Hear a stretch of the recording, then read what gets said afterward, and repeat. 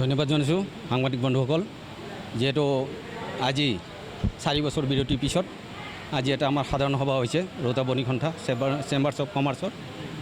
এই বণিকন্ঠাৰ যোগেদি আমি 2 বছৰীয়া আমাৰ কাৰ্যকাল। এই 2 বছৰীয়া কাৰ্যকালত আমি যিমানখিনি পাৰোঁ আমি এই ৰৌতা চাৰিআলি টাউনখন আমি অলপ উন্নতিৰ পথত লৈ যাব বুলি আমি এটা আশা আছে আৰু সদস্যসকলৰ সহায় সহযোগিতাৰে হয়তো নিশ্চয় আমি আশাপূৰ্ণ হ'ব। আমি ভাবিছোঁ ৰৌতাৰ যিটো আমাৰ এটা বণিকন্ঠাৰ যিটো আমাৰ এৰিয়া, এই এৰিয়াটোত আমাৰ কিছুমান বহুত কৰিবলগীয়া আছে। আমাৰ শৌচালয় নাই, পেচাব কৰিবৰ কাৰণে কিছুমান বহুত সমস্যা আহে, আমাৰ দোকানীসকলৰো আহে আৰু বিভিন্ন মানে ঠাইৰ পৰা ব্যক্তিসকল আহিলে শৌচ পেচাব কৰাৰ কাৰণে বহুত অসুবিধাৰ সন্মুখীন হয়, বিশেষকৈ মহিলাসকলক। সেয়ে ভাবিছোঁ আমি প্ৰথমতে আমি এইটো আগত আগভাগ ল'ব লাগে আৰু আমাৰ ৰৌতা চাৰিআলিটো উন্নয়নৰ পথত আগবাঢ়ি চাফ চিকুণৰ বাবে আমি আগবাঢ়িব লাগিব। সেইখিনিয়ে প্ৰথমতে আমাৰ কাৰ্যসূচী। ষ্ট্ৰীট লাইটৰ কাৰণে এটা আমি আগতেও আমি জনাইছিলোঁ, সেই কমিটিসকলে সফলতা হোৱা নাই।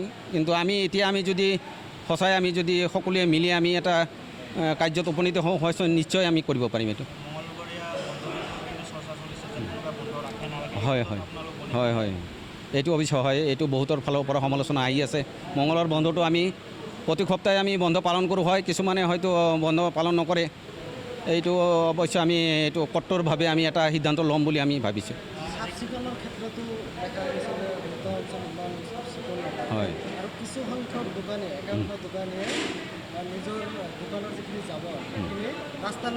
হয় হয় এইটো মোৰ এইটো দৃষ্টিগোচৰ হৈছে, কাৰণ মোৰো দোকান আছে।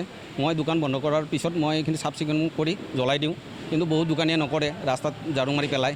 এইটো আমাৰ সদস্যসকলৰ ফালৰ পৰা এইটো চোৱা চিতা কৰিব আৰু যিমান পাৰোঁ আমি ৰৌতা VCDC মই চেয়াৰমেনৰ লগত আলোচনা কৰিছোঁ, এখন গাড়ী ব্যৱস্থা হ'ব আৰু ছুইপাৰ তেওঁলোকৰ এটা আমি কৰিছোঁ, তেওঁলোকক আমি নিৰ্দিষ্ট এটা দি আমি মানুহ দি হ'লেও এইটো চাফ চিকুণ কৰাৰ কাৰণে আলোচনা কৰিম। এইটো আমাৰ 21জনীয়া সমিতি এটা গঠন কৰিলোঁ, তাৰ ভিতৰত আমাৰ সদস্য আৰু অলপ বাঢ়িছে। মূল কমিটি আমাৰ 21জনীয়া। যান জঁট সমালোচনাৰ ক্ষেত্ৰত মানে প্ৰশাসন বিভাগে কেইদিনমান লাগি আছে। এইটো অৱশ্যে আমিও এইটো চিন্তা কৰিম।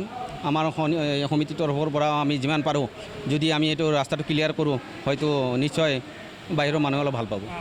পৰ্যায়ত আমাৰ সদস্য ক'ব, আমাৰ তেওঁৰ অভিজ্ঞতা আছে এইখিনি ক্ষেত্ৰত ক'ব, কাৰণ আমি ই ৰিক্সাৰ আমাৰ পাৰ্কিঙৰ কাৰণে এইটো ব্যৱস্থা তেওঁলোকৰ লগত আমাৰ আলোচনা কৰিম। এটা পাৰ্কিং কৰক, কাৰণ এইটো য'ত পাৰ্কিং কৰিব সময়মতে তেওঁলোকে এখন দুখনকৈ ওলাই আহি কাষ্টমাৰ লৈ যাব, পেচেণ্টাৰ লৈ যাব, এইটো আমি কৰিম পিছত।